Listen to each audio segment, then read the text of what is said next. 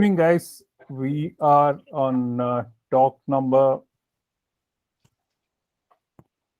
58, right? 59, sorry, 59. Welcome to our next edition of IDC Talk. We have a very skilled and very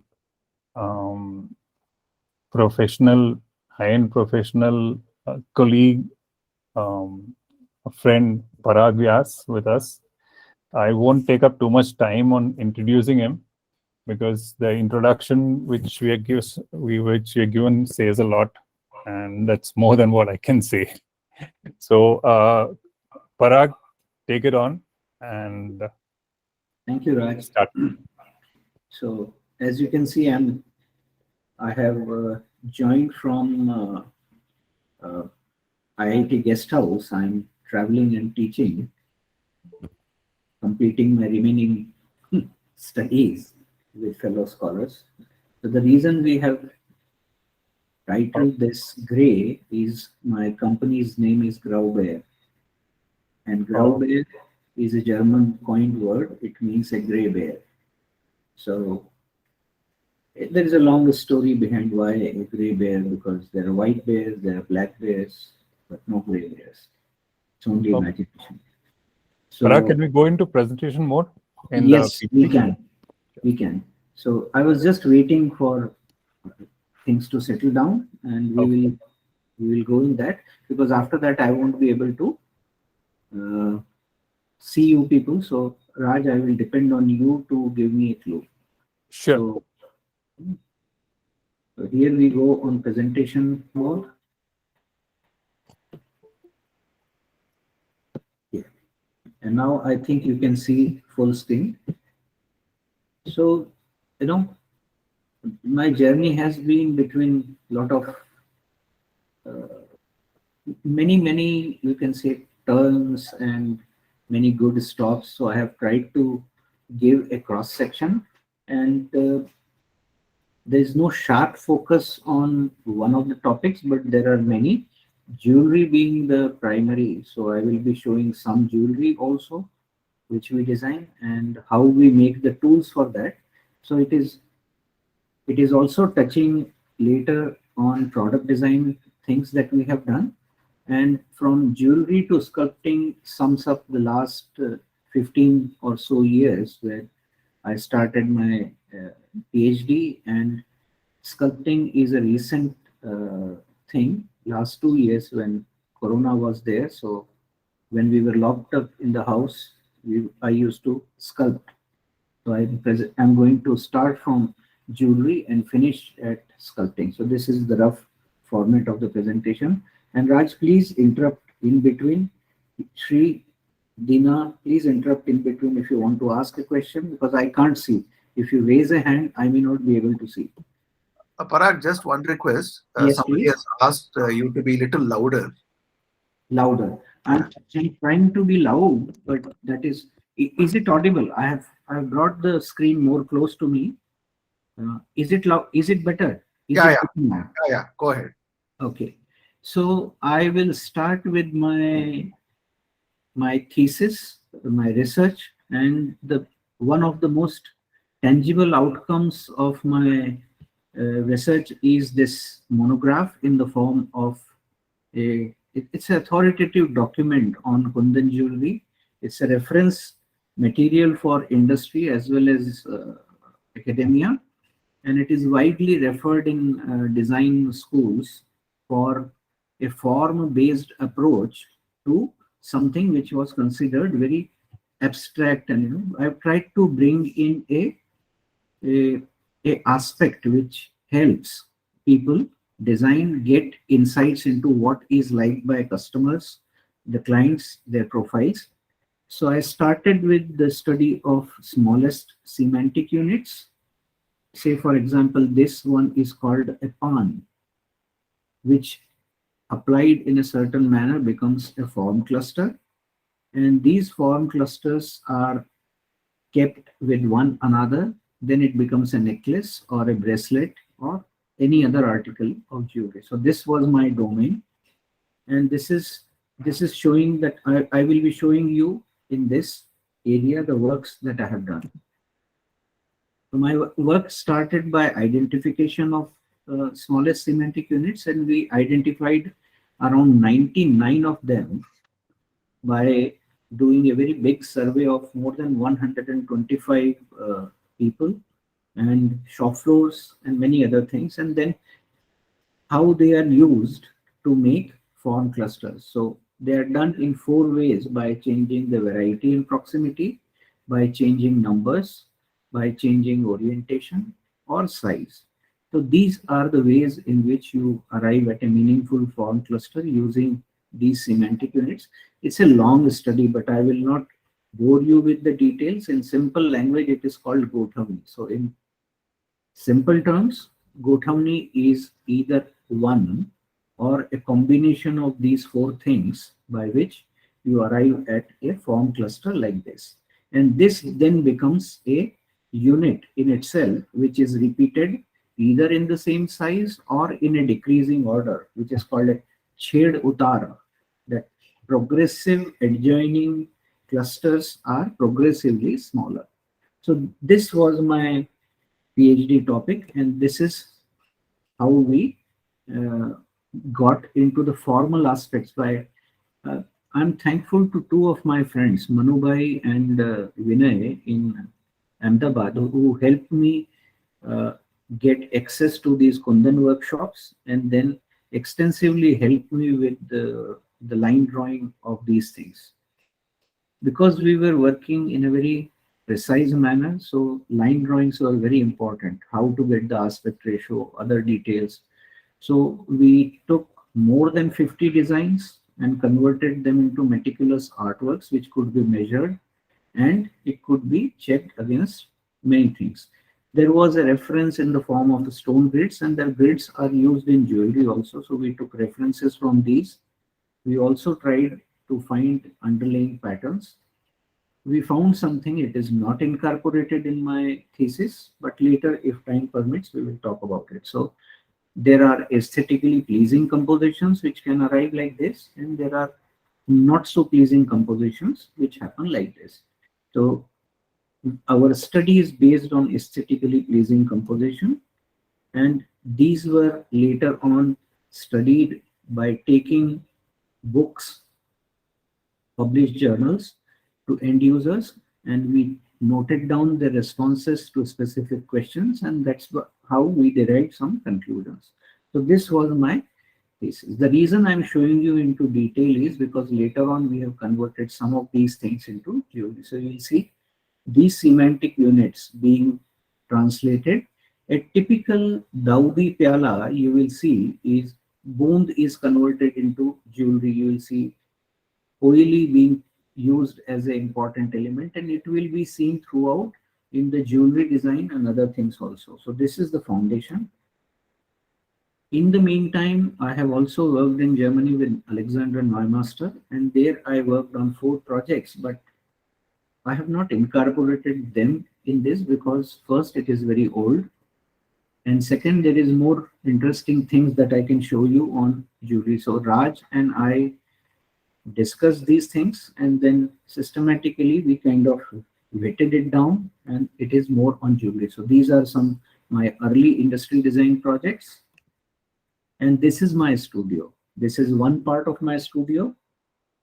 If you imagine a line from here to here, the section which is on this side is tool makers laboratory, where we make tools for making jewelry, and these are 6 workbenches here. You can see 3 on this side, 3 on this side. There are 2 more for grinding on the outside. Automatic machines are outside.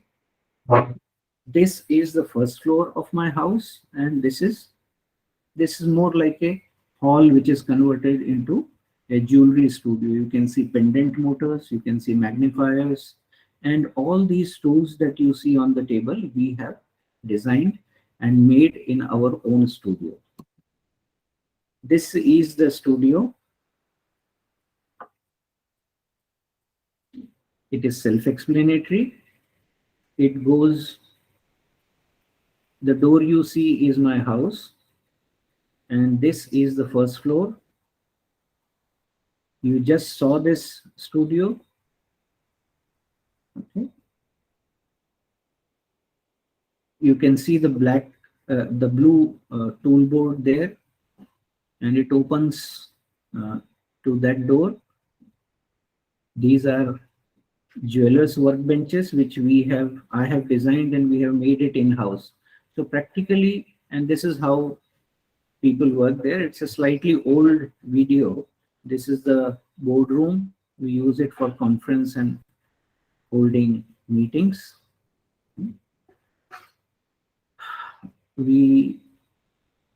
So this is actually the first floor of the house. First floor, ground floor I live, and this is a small library where I have my books on jewelry and many other subjects. This is the refrigerator where I stack my beer. And this is the inside studio. There are 6 more workbenches. So in all, we have 12 jewelry workbenches. This is my room and my desk, and where I keep my reference books. Presently, I cannot show you any of this because I'm projecting from IIT. If this was last week as planned, then I would have practically shown you the things from in reality. So a friend of mine has done this. This is the studio below, and you can see it's the same machine we used to have in IDC. This is a prototyping studio where we work on plastics. We also have a small garden house outside.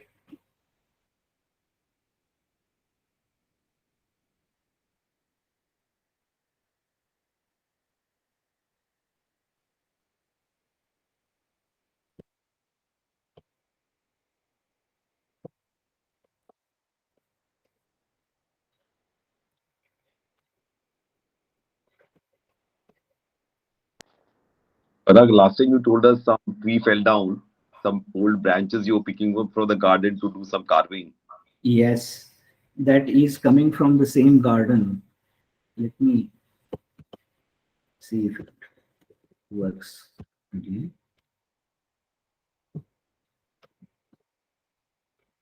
Okay, since you have seen this and I can't operate this very efficiently, we'll go to the next one. But in response to the question right now, we recycle, we have about 10 big trees, and every 2 years we prune them. So sometimes the wood, very specific wood, comes from the tree. This year I'm going to prune two stone fruits, adu. If those who are in Himachal, they will understand. It's plum, and that wood is very good for making tool handles. Then I use chiku wood to make tool handles. Now, fast forward, I've shown you some product design things, but one of our core strengths is also training, and you can see this bench is also made by us. It's a 6-seater, and I'm training with a group of people, and you can see this was just after the Omicron, so people are wearing masks, and I'm showing them a polishing techniques for very, very intricate areas. And as you can see that, there is a physical object here. It's a ring. They wanted a particular area to be finished, and this is the tool which I have made for polishing, and I showed them how efficiently you can polish without deforming the form.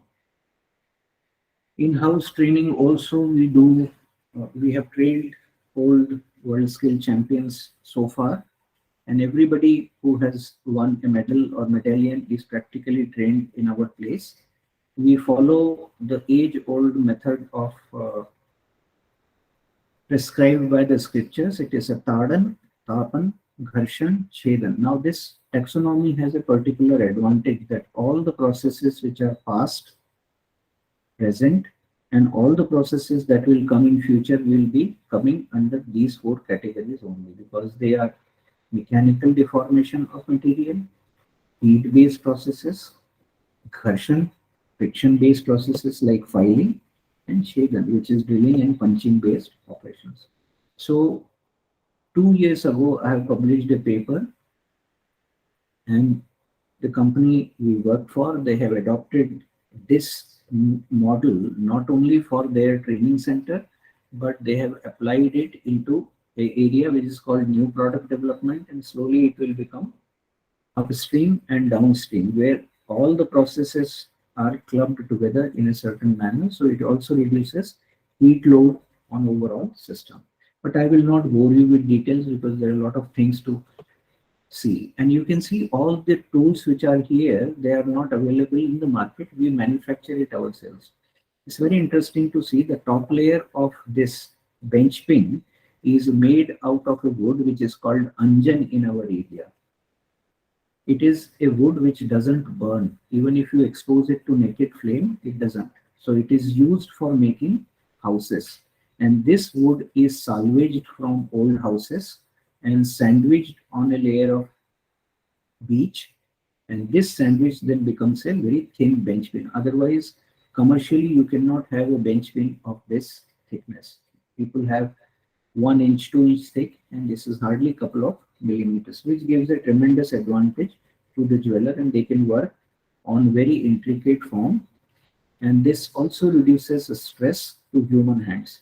You can see the boys who are working here, they have fresh hands. Otherwise, if you look at the hands of a jeweler, they are calloused, the skin is black, and they just cannot sense. So sometimes it progressively becomes worse, but you can see here.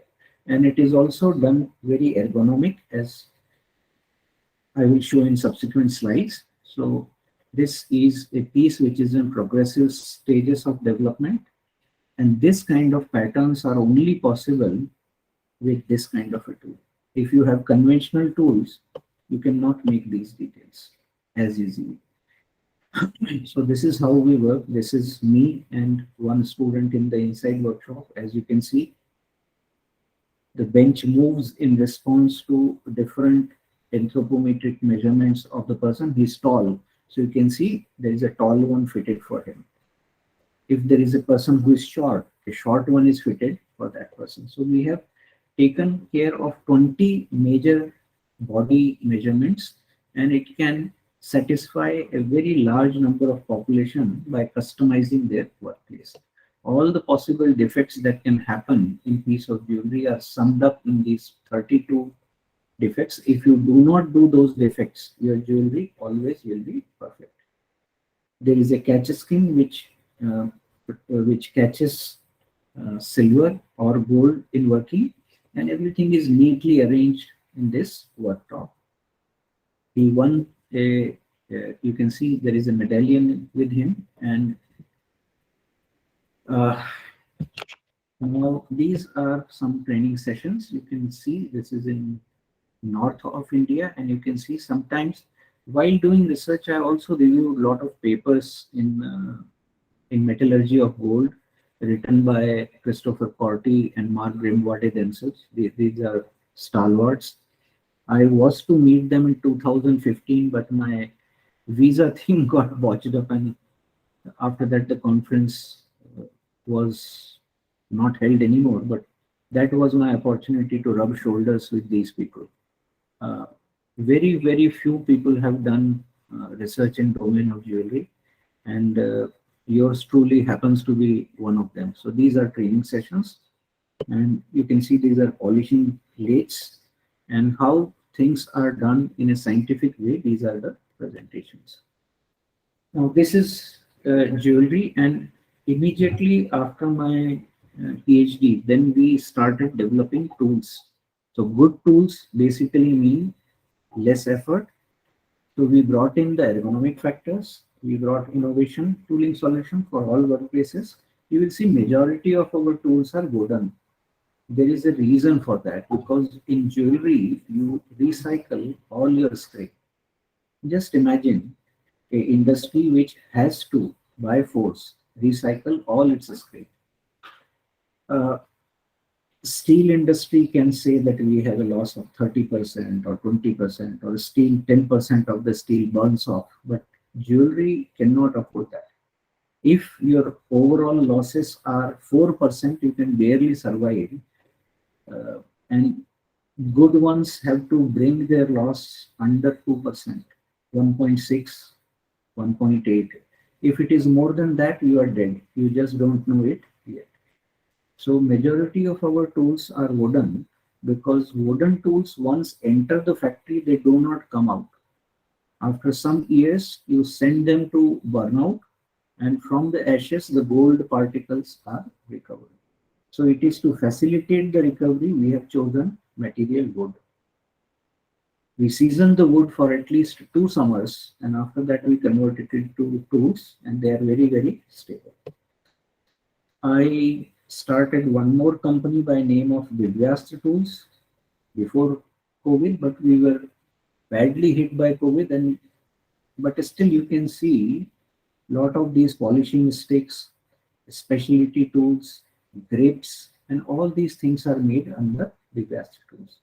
This bench, every piece which is there on the bench top, including the bench, is made in-house in the studios that you have seen. This film shows the studios to be clean and very, very clean, but generally there is wood shavings everywhere when we are working on wood. Plus, I have not shown you the wood storage. So at any given moment of time, we have anywhere between 20 to 200 cubic feet of wood on which we work, and we make these customized tools. This hammer has a head of about 4 grams, 6 grams, 8 grams. So we customize tools to a person's requirement. These are gemstone setting hammers. This is a jeweler's anvil. It's called a steel block, and we get them precision ground to a level where it becomes a shop floor grade surface plate, and this increases the accuracy dramatically. Also, this is a new bench pin. As you can see, as compared to the previous bench pin, this is a new bench pin, which again has a black surface. This piece can come here, and engravers can work on that very effortlessly. So it also facilitates collection of dust, and it's a very efficient machine. You can also shift the position of light from here to here. There are 2 sockets given, and those who prefer can customize light. The bench is flat packable. These 2 pieces come out, and on every side you have 5 screws. So if you open 15 of them, plus 2 on each side, 21 screws, it collapses. It becomes flat. And at the point where you have to assemble it, you can assemble. It can be assembled with just 2 tools, one Phillips head screwdriver and one M6 Allen key. So this is how it was designed. This is how it looks. And its name is Jeweller's Mate. As you can see, the supple leather is there. It also prevents the user from heated metal. We have tested it with a 3mm steel ball heated to red heat, and that when you drop in this, the leather doesn't burn. So if you accidentally drop a heated piece of metal in this, it will not pierce through. The top as it looks is an excellent, this is what I would say with a little pride, that it doesn't deform. We first season the wood, then we joint it in a certain way, and after that we machine it flat. So the whole tabletop is flat, and anything that you do on this tabletop, it reflects on the accuracy. The toolbox can be shifted to left or right depending on the person's preference who is using it. And every 3 years, we recommend that you take out the toolbox and send it to burning. Put a new toolbox, because those who use rotary tools, they put so much of gold dust in air that it tends to go and accumulate in areas. So our recommendation is that every 3 years, you should change the inside of the box. You can use it, but then your recovery has to wait till you change everything. Every 3 to 5 years, you can remove top 2 millimeters of the surface and the fresh surface will come out. The block is approximately 65 millimeters thick. The plinth adjustment is there for individuals' knee length and buttock popliteal adjustments. So it goes 1.5 inch above and 1.5 inch below. The person who is short will bring it down. The person who is tall will bring it up.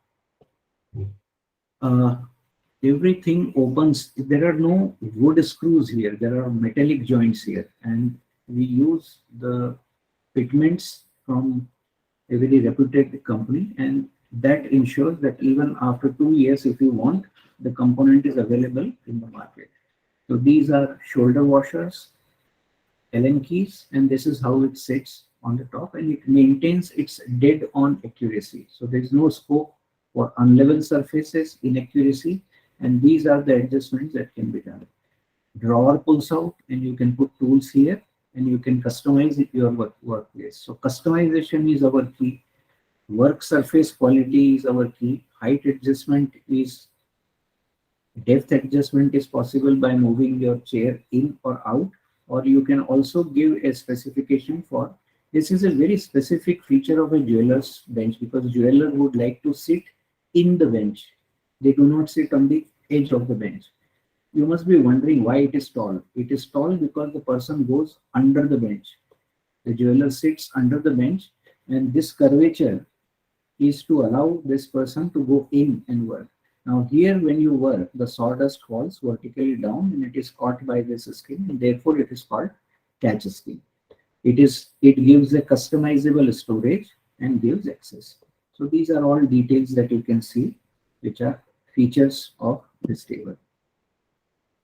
I will skip this picture, but I will talk on this. We have tool organizers that you can have your fine, medium, and coarse files. They are progressively arranged from top to bottom. Fine files are very expensive, and here you can see they are neatly organized this way. So one file will not touch the other, plus the gap between them will allow a finger to go and grip and pick. So pick up and place becomes very easy. These are handles for the files, so you can, the moment you choose a file, you can pluck the handle out and put a new handle there. These are the grips which are designed for polishing rings and other things. As you can see, you tighten this nut, the ring fixes here, and there will be no burning of fingers. These polishing sticks also work. Our recent estimate is at least 5 to 6 times more than a torn piece of paper. We are victim of our own good work, because they work so well that there is no replacement order. So I have to think of a way by which they wear out fast, and so we get more orders. So these are all burr stands and other things, and this is how a person can customize. This is my own bench where I sit and practice. If you say, is it that clean always? No. Sometimes when I'm working, it tends to get messed up, but if you arrange it once a week, it becomes tidy again. As you can see, there is no difference between the system supplied and we use in-house. So it is seamlessly, all the components fit into each other. Every bench pin will fit with every other bench pin. And you can see this is, I'm short, so I'm using a short one. The person sitting here is very tall, so he's using a tall one. Soldering can be done here, and you can see it's a totally new style of working. It gives about 30%, up to 30% more efficiency, and there are back pain is gone, neck pain is gone. This is a 6-seater. As you can see, 2 instructors sit on 2 other sides, and when somebody is giving demonstration, people can see. So large number of people can see what is happening. This is again, I'm sitting there, I'm showing them how to make things. We keep designing specialty tools. This is for inverse soldering, a tool. I don't have a quality picture. This is for annealing setup. It is done using recyclable material. This is to show them time temperature and temperature gradient curves, how to use different type of heats. And this is how you can. So this is the bench on which a lot of training and teaching happens. So you can see it this way also. You can see it this way. Everybody can, as you can see, there is good visibility there. Now, this was about tools. Now to show you what we do with tools. So I will go very quickly. Ghana Jewels is the brand name. We still operate under the umbrella of Grau Bar Design, but we make this kind of jewelry. This is made using mother of pearl. There is also a lot of jewelry that we do in sterling silver.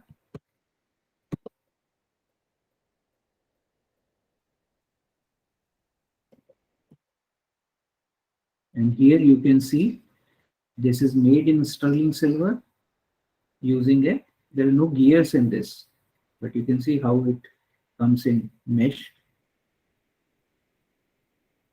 This is another piece. You can see these are the cementic units that we have. This is a ring on which if you gently blow, it rotates like a turbine, and both are award-winning designs.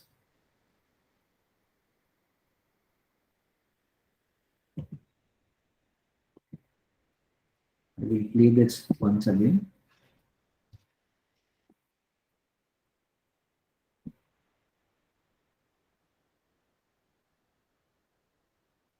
And all this work is handwork. Except for starting the hole, we do not use electricity. This has a lot of industrial tribology behind this. And you can see this. If you put it under the fan, there also it runs, though at a slower speed. So this is how the piece looks. This is how this piece looks. There are a lot of them, but I have taken just 2 award-winning designs. This is made in mother of pearl. It's a necklace. And this is where I test my engineering on a daily basis. And I must thank my professor from engineering college who taught me 3-dimensional linkages. My ambition was to go back to him and do those 9 special joints, but before that he met an accident. But whatever I learned from him, I try to put it here. This is a ring. These are earpieces. This is a necklace made out of mother of pearl, sweetwater seashell, very hard material to work with. We have been struggling for last couple of years to take good pictures of this. You just don't see water. Here you can see some good picture, otherwise it looks flat. But if you take it in hand and see it in morning light, you can see there is depth in this. This is a collection which is inspired by geometric motifs. It is called Girih, the knot, and it is a frequently used motif in. It comes from Islamic architecture, and the patterns that are there on the stone. This is in golden mother of pearl. Then we have some meenakari on, and you can see these are all the cementic units that I have shown you in the first few slides. So not only we did the research, but after that we did not stop at this. And this is the outcome of that thing. This is a pendant, a ring, a earpiece, a set of 2. Now this is pyali, as you can see. This is, and there is a 2-stage inlay in this. So this is one type of mother of pearl. This is another type of, which is abalone. And this is how it becomes an interesting pattern. These are pearls, natural pearls. And they are progressively different, but still there is a continuum, because the uncertainty of pattern, and looking at this, I can say this is a New Zealand abalone. So these are typically the abalones of that area.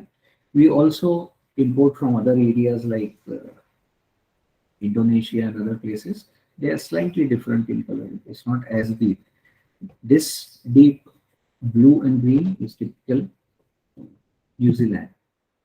This is the masterpiece I would like to talk. This is a 1, 2, 3, and 4 stage inlay, in which there is an inlay in inlay itself.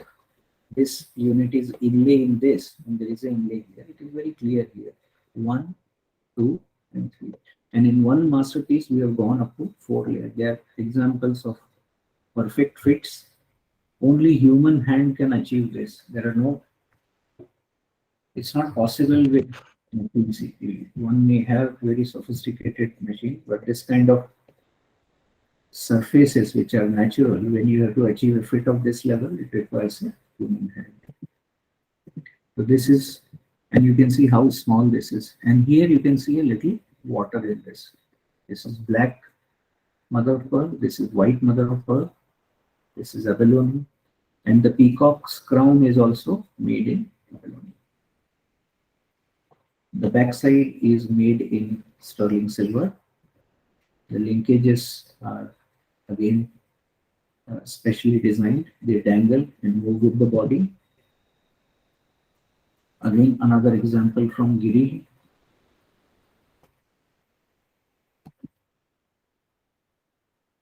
This is a economy version of the previous design.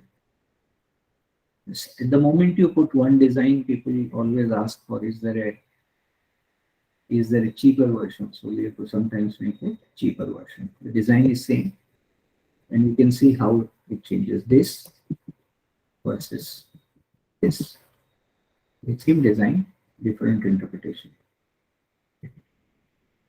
This is how that pyali looks, and here you can see a little depth in this. It is by a stroke of luck they caught it, and this is how it sits without any stress on it. Another example from Giri, and this is, some people say that is it milled, is it laser cut? Laser does not cut, and it cannot be milled because there are sharp corners everywhere. It is work of human hand, hours and hours of practice, and then hours and hours of work. I will not take much time because I would like to complete on time. This is how we work on that. These are masters for silver, and this is how silver is made. As you can see, it's all handwork. Then it is soldered using butane torch. Again, you can see all the table is the same table. It facilitates the person can, without changing the position, can solder and switch between piercing and heat-based processes. Very intricate silver structure. So this was about jewelry. In between, we have also done some industrial design work, which I would not get much into detail, but we did this for Hindustan Unilever during my PhD thesis days. And these are examples of prototype. These are some test and measurement equipment for a company called Toshbro Controls in Indore. We not only designed the products, we made their prototypes also. One of the notable things is the prototyping of Pureit. We did not work in the later stage, but in the earlier stage when they were doing a product simplification, we did a lot of prototyping for them. I could not find the pictures of the prototype, but when their German principals came, one of the prototypes presented by us, he got furious that without asking us, how can you invest in a tool? So the scientist who used to work with me, he said, he let him fret and fume for 15 minutes. Then he said that it is handmade, and they did not believe it. Ultimately, he took a blade and scraped it and showed that it is a painted model. And that is the quality we could achieve in those days. Last 2 years in Corona, when we were locked inside house, then I took wood. I would go upstairs and then carve out wood for, first to keep myself busy, then second to keep the Second, to keep my hands and my tools sharp. So these are the series of 2-3 sculptures. There are many things I'm working. In last 2 years, I think I've made 16 of them. But some older ones are kept here. And I, as a matter of principle, I don't use fresh wood. So it is salvaged wood. It used to be the gate of the old house. So the teak wood is perhaps older than I was born in 1966. The house was built in 1964. And this wood must be at 100 years old by the time it was used. So then these things, they are yet to be photographed in a good way.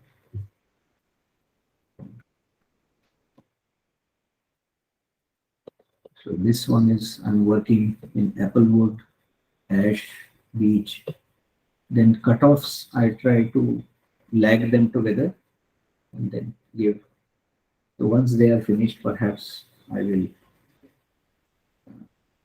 showcase them once again. But I think I have taken my time, and this is where, though we started 5-10 minutes later, but it is my intention to stop on time.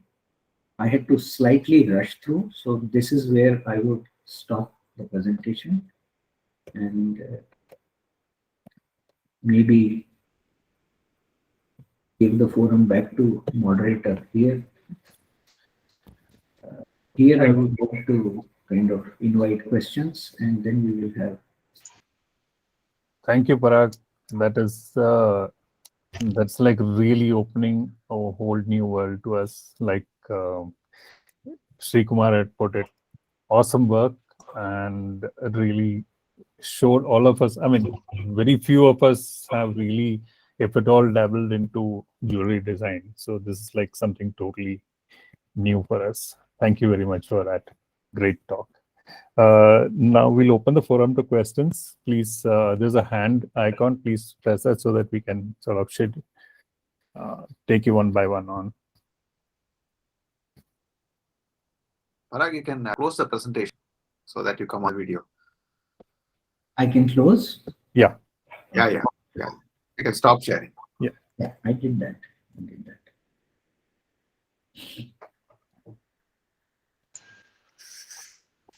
Parag, Lalit here. Awesome work, sir. Awesome. Kudos to you.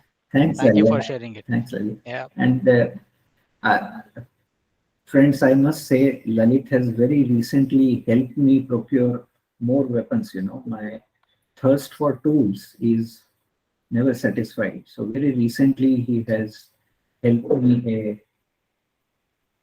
in a big way for procuring jigs for sharpening very small tools. I did not show my woodworking tools. That itself will be a different presentation. But thank you, Lalit, for supporting me with that. The tools arrived safely last week. And I think I sent you a picture. Thank you so much. And in the future, I'll be troubling you more. You're most welcome. I will use your old name when we used to be in IDC. I will call you Bhayu now because Please. Please. I would like to call you Dr. Parag or something. You are, of course, you have shown through your presentation, and hats off to you. And it was a completely different journey altogether. People keep talking about, we also have one friend who does clocks and watches. That time we had identified that product designer can make so much of difference, and that you have shown through your presentation. Brilliant work by you, and great to see that work. And I don't know why you said in the beginning that my English is rudimentary or something. Arey, aapka presentation to, it was such a nice thing. Okay, many things we learned from you. Thanks a lot, and really great. Thank you. Thank you, Prasad. I see Ajayan sitting there. Yes. Behind mustache. How are you, man? I'm good, Ajayan. Yeah, so I nice still remember those, IDC days, where we together did some work for, you were, most of the time you were doing the work, for Nadu, like some bird house or something. You remember that? Yes. I do. Yeah, that was like some really cool stuff. And I mean, always, I mean, I used to secretly look at the way you work, very organized and very precise. And, I mean, even now, I mean, I don't know, I'm feeling very jealous of you because I probably lost all those skills during probably last 30 years, but you still have those strong hands and great control and precision and all that. Like that was like really great, amazing. Thank you. I would like to come and visit your place and maybe yeah. Please come, please come. It's a standing invitation. I don't have to really Yeah, write it, but you can see the welcome in my eyes. yeah, You are welcome, absolutely. and please do come. Next month, some friends would be coming on 18th of December. Mhm. So you can come. January, I will be there for the first week, but Okay. recently I'm traveling. For 2 years, there was no work, and suddenly the work has to be done yesterday. So that is the kind of. Yeah, true. Okay. So yeah, I will talk to you soon. Maybe we'll fix up something. Okay.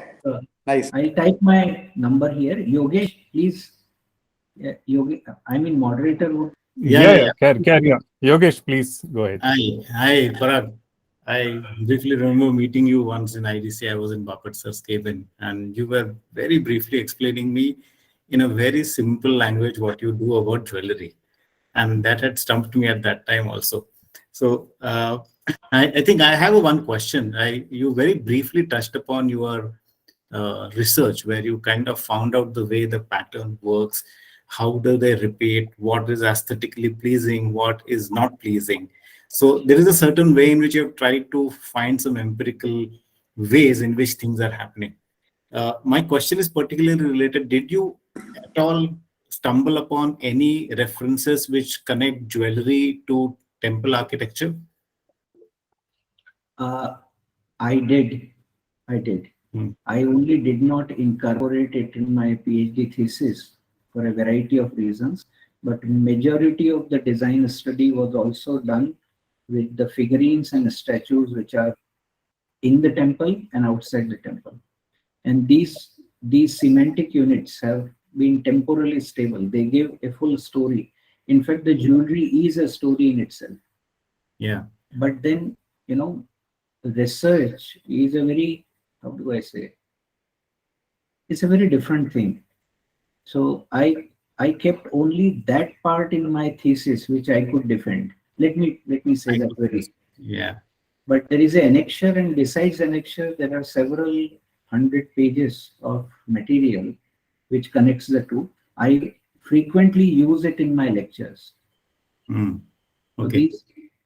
And very recently, I have had a series of seminars on regional jewelry of India, and there is an amazing thread that connects everything.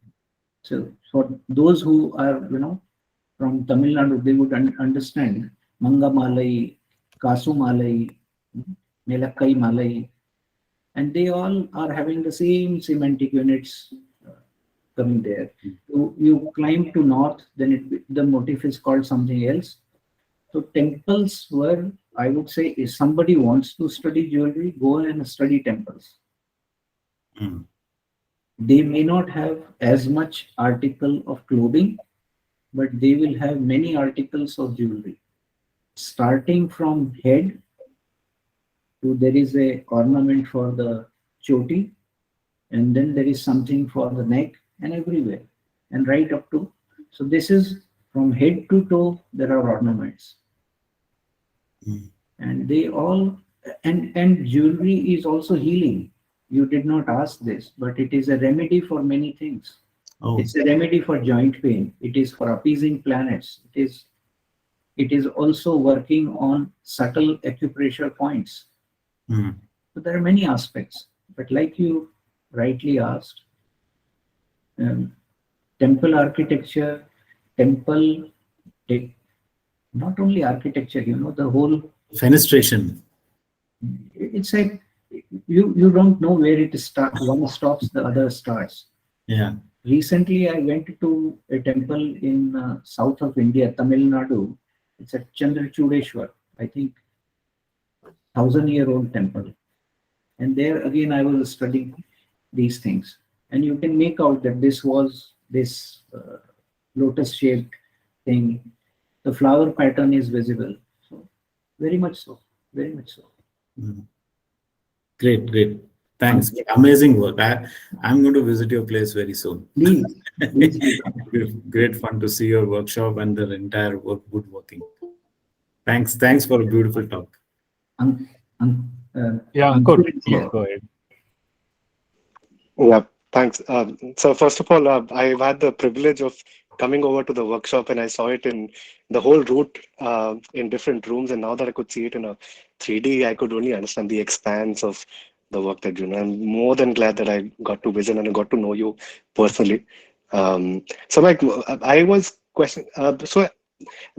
There's a large, brass artisans in India. Like brass is also a popular material that people work with. Is there somebody who's looking at brass furnaces as a tool for being redesigned in the way that you've touched on jewelry making, but then a step back, have furnaces also been reworked or looked upon? If you come next time, I will put you in touch with a student of mine. His father is doing some work in Moradabad, and maybe we will also approach it in some way, but not from the furniture point of view, but costume jewelry point of view. Okay. It is already being done. Brass is a medium for making costume jewelry. In fact, this is the rage that nobody uses precious metal. They use base metal, and then with the base metal, they get it heavily silver coated, then gold plated. And this is the jewelry of celebrity, because they need a new piece of jewelry with every dress. And fine work is possible with brass, so that is happening. But furniture, perhaps it's a furnaces, sir. Furnaces, not the furniture. Furnaces. Furnaces, like the melting furnace. Melting furnaces also. Some of them use induction furnaces that I know in Moradabad. But rest of them depend on the age-old technology. But brass being a cheap metal, they sometimes do not want to invest in technology that much. But you have touched a very nice spot there, that if you change those things, metallurgy can improve, and once metallurgy improves, the form definitely improves. Why I asked that question is, because I work with a public policy think tank. We're working on air pollution. Moradabad is exactly the place where we was given the task of just assessing what can be done. And I made multiple visits there. They want them to shift from coal to gas. And the way I saw it, it's not a cap. Everybody thought that, capital expenditure on who's going to buy the furnace, and nobody can afford gas, etc. They felt that's the issue, but I could really see that the design of the furnace for a small artisan is really required. All of the furnaces are meant for the Jamnagar districts where industrial production is happening for, all of these bathwares. Whereas there it's small artifacts, and therefore the furnace design needs to be redone. So that's a project that I'm on. I'll definitely connect with you again on knowing somebody in Moradabad who's looking at it differently. Please. But thanks again. So nice to see your presentation. It was heartwarming. I wish I could take a look at your PhD report and just keep it as a bedside book to go through and get inspired every single time. Thank you. Thanks. Thank you so much. So,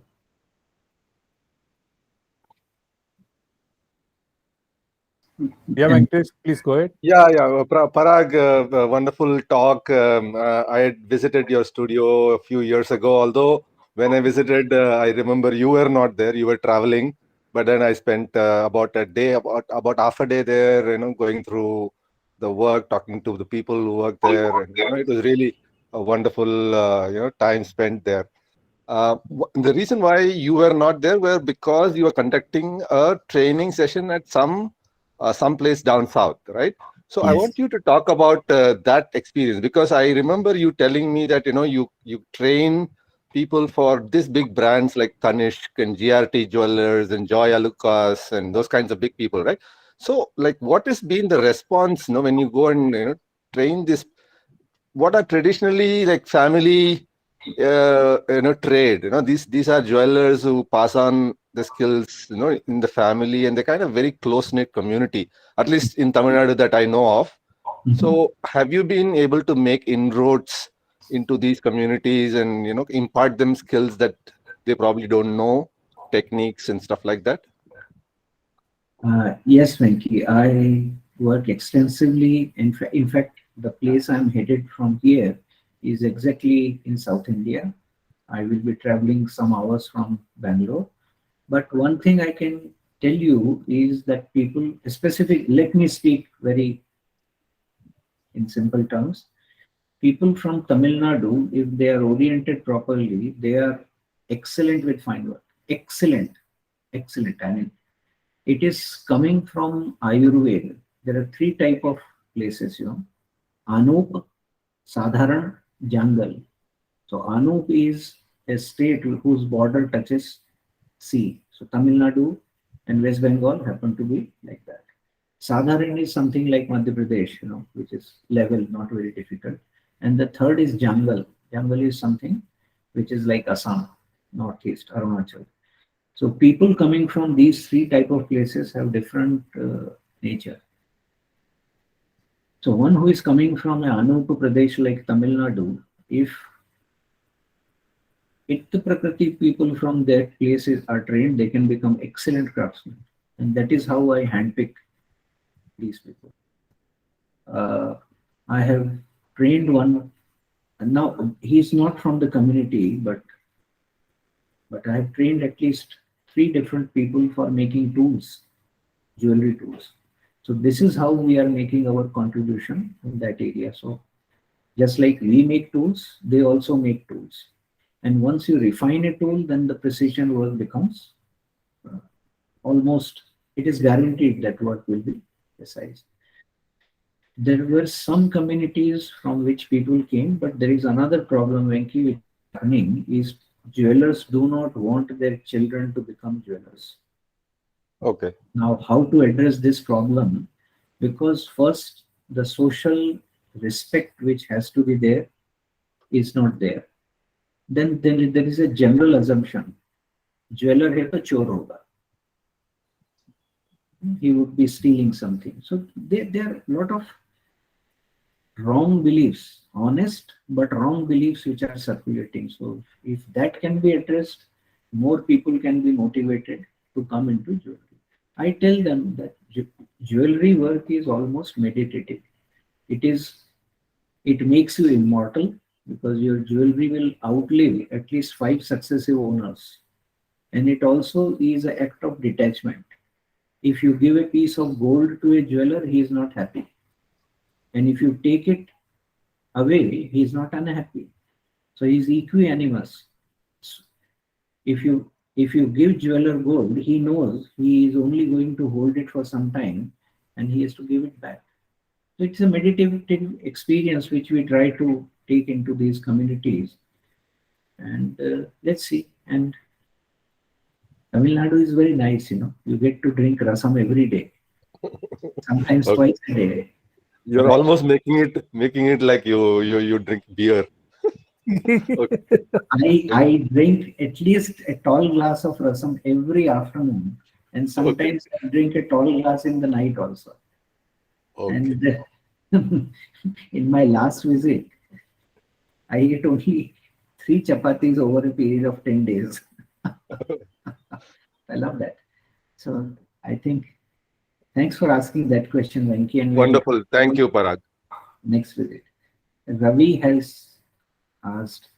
Yeah, Parag, just a question on, you spoke about how you are influencing the capability of designers through these tools. Just want to hear where are we and what is happening in the global scenario. I mean, are there countries who do similar stuff? I just want to have some views on those. Okay, you have asked a question to which I will answer simply. The fraternity of jewelers worldwide is joined by an invisible thread. And I'm quoting from a very nice book by Opium. So this community of jewelers is joined because most of the times skilled people migrated from one place to the other. So whatever happens in one place is bound to happen in another place. Say for example, when English mints started minting coins for Queen Victoria, it influenced the type of jewelry in sub-Sahara Africa because the coins traveled and there they were not used as coins, but they became necklaces. So this is how far the influence goes.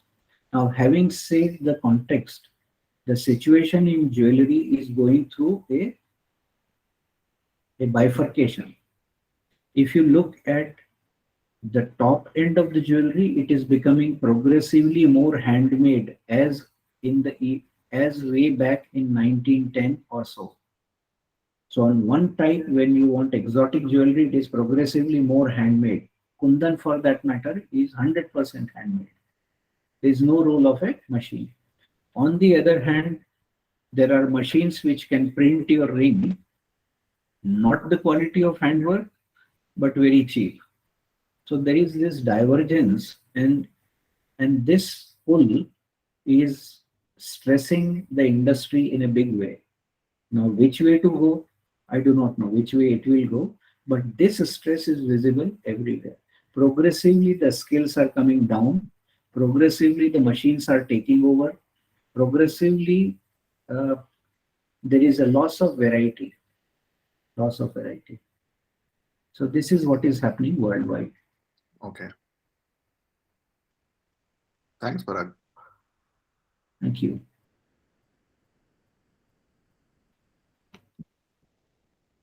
So I think I could give some sort of insights, and I give the forum back to our moderator. So if there are no more questions, then we'll close the session for the day. Thank you, Parag. That is, I mean, the more and more insights that we're getting, and we are opening our minds to some new areas of design. Probably draw inspirations from that in our day-to-day work. So with that, thank you very much, and I will stop the recording, and then those who want to stick on and have a chat, please feel free. Thank you very much. Thank you so much. It was an honor to be in your presence, and I'm really thankful. Thanks, Gokul, for taking off time. Thanks, everyone, from Ravi to Mitali to Hemant, Pramod, everyone. I'm not taking every name because it's a long list, but whomsoever I'm seeing on the screen. So thank you so much. It was an honor to be in your presence. Thanks, Parag. It was very exciting. Thanks. Cheers. Thank you. Bye. Thank you. Bye bye. Bye. Bye.